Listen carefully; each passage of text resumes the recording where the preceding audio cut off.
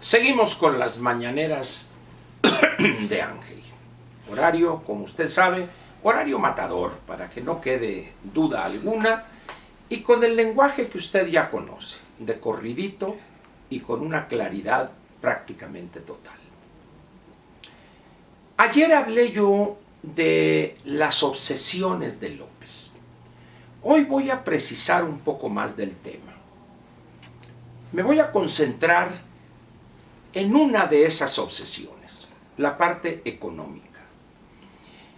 Uno de los elementos principales para que los gobernantes populistas y demagogos puedan mantener de una manera permanente el apoyo de la masa amorfa, babeante e hipnotizada, debe de darse un requisito muy importante, debe cumplirse ese crecimiento económico. Si la economía no crece o no crece a las tasas adecuadas para seguir manteniendo a esas decenas de millones de quienes ven en el presupuesto de egresos de la Federación la sangre vital que corre por sus venas, está ese gobierno en problemas. Recuerde usted el caso de Hugo Chávez o el de Luis Ignacio da Silva y un poco del periodo de la señora Rousseff. Les tocó en suerte a ambos, o a los tres, dos en Brasil y a Hugo Chávez en Venezuela, todo ese periodo expansivo de la economía mundial y también altísimos precios para las materias primas. No solo el petróleo, también algunos commodities, soya, trigo, cárnicos, etc. Eso le permitió a Hugo Chávez mantener no solo el apoyo de millones de venezolanos, sino también presencia e influencia política como consecuencia de regalar miles y miles de barriles de petróleo crudo en algunos casos y en otros de refinados, gasolinas y diésel fundamentalmente. Incluso llegó a apoyar a Argentina, por ejemplo, comprando papel de la deuda externa de Argentina. Como dirían en mi tierra, con agua, dinero y tractor, cualquier tarugo es agricultor. Y diría en el caso de los gobernantes, con precios altos de materias primas, pues cualquier tarugo es buen gobernante.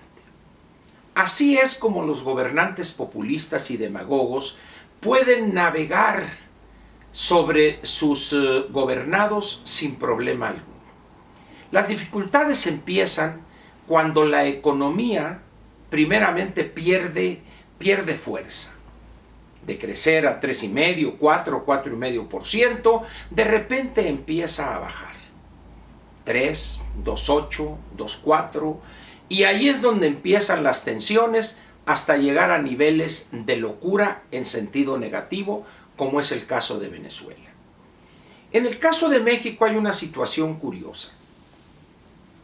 Si bien no hemos caído en recesión, pero tenemos, si abrimos el horizonte en cuanto a tiempo se refiere, tenemos prácticamente 30 años creciendo a un promedio de tasa anual del Producto Interno Bruto alrededor del 2%, 2,1, 2,2, en el mejor de los casos, 2,3 en promedio, pero por periodos cortos.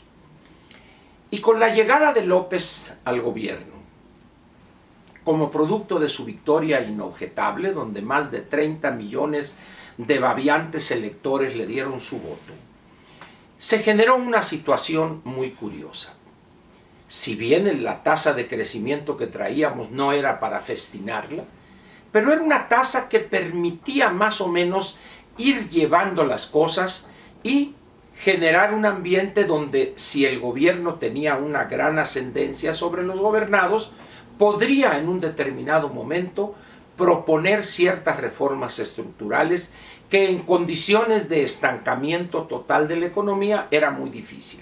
Bien, pero resulta que ese 2,1, 2,2, que era casi la tasa normal de crecimiento de la economía, empieza a caer De tal manera que hoy las perspectivas o los pronósticos para este año rondan el 1.4, el 1.5, los más optimistas. Incluso los más pesimistas, o dirían ellos objetivos, andan en el 1% de crecimiento del PIB para este año, o quizá un poco abajo del PIB. El hecho es que la economía mexicana, este año y el siguiente cuando menos, será imposible que crezca a las tasas a las que estábamos acostumbrados. Y eso ha generado una situación de obsesión, por no decir de preocupación extrema, aguda, por parte de López. ¿A qué se debe esto?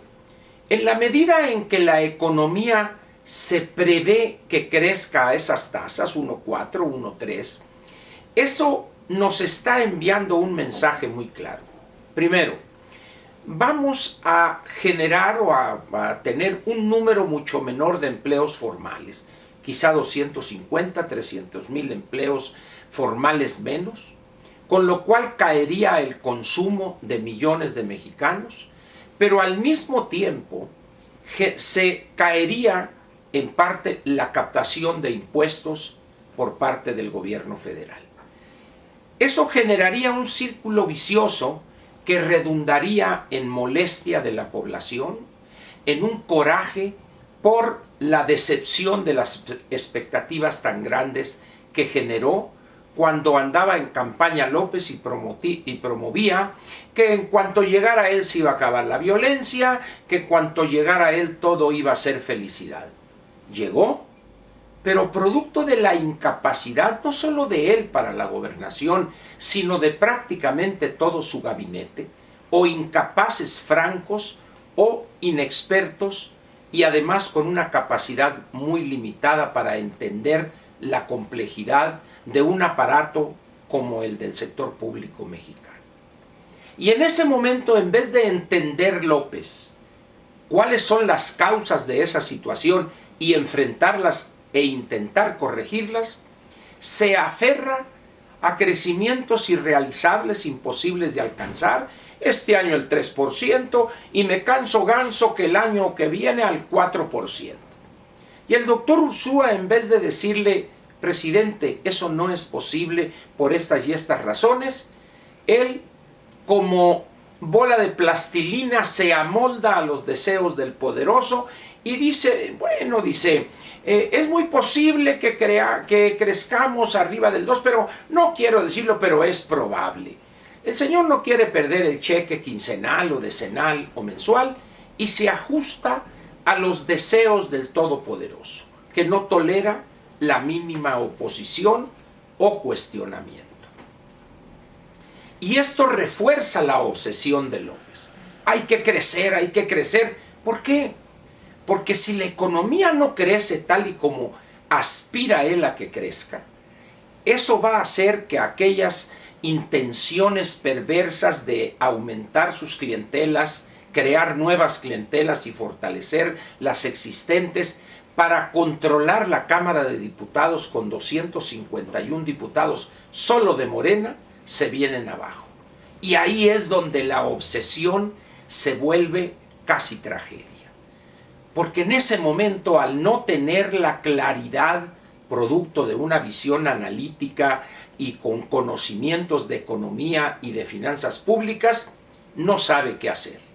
Y empiezan los desatinos, las ofensas a adversarios reales o inventados, empieza él a no entender que en ciertos momentos él debe cambiar su conducta y estar con las víctimas, el caso de Minatitlán reciente, y en un momento se vive acusando a los adversarios con citas bíblicas, que si los sepulcros blancos, que si los frutos prohibidos, y tal parece que el único documento donde abreva él o es la Biblia o es el catecismo del padre Ripalda. Y eso contribuye todavía a profundizar esa obsesión de López, que ve que sus ilusiones juveniles de los años 70 del siglo pasado están empezando a caer hechas pedazos. Y ahí es donde es más peligroso el candidato populista. ahí, perdón, el gobernante populista.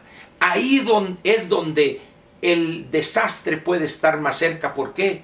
Porque no se resigna a aceptar la realidad económica, estructural de una economía como la nuestra. Y en ese momento se va desatino tras desatino tras desatino. Por eso, de todas las obsesiones que tiene, la más peligrosa es la económica. Porque está viendo que el agua se le va entre las manos. No entiende lo que está pasando, no se da cuenta los problemas de inestabilidad económica que se están presentando en algunas regiones del mundo.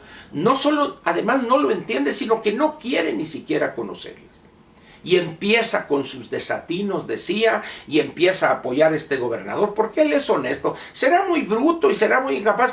Pero es honesto él. Y además es mi cuate, dice, ¿no? Caso de Veracruz. Y así. Y aquí va a empezar los problemas, aquí en la Ciudad de México. Ya ve la huelga de la UAM, que ya va más de 80 días. Una manifestación ayer, o no bloqueo, sino un mitin de integrantes del STUNAM, de la Universidad Nacional Autónoma de México, y así van a empezar a agudizarse las cosas, para no decir ya su relación totalmente destrozada con la gente.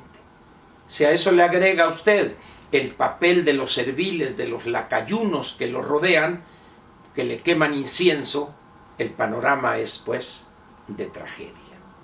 Más que griega, es de tragedia lopista.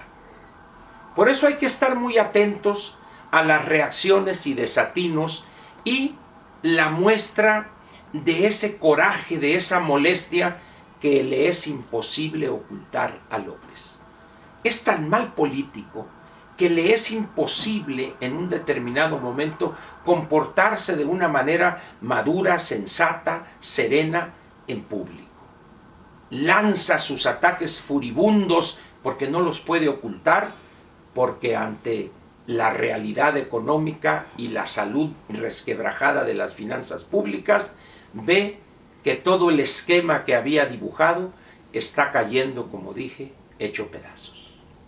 Espero que haya sido interesante esta mañanera de Ángel y seguiremos con el tema, con otra de las obsesiones, mañana jueves aquí, ya sabe usted, horario matador, lenguaje claro y de corridito en la mañanera de Ángel. Muchas gracias.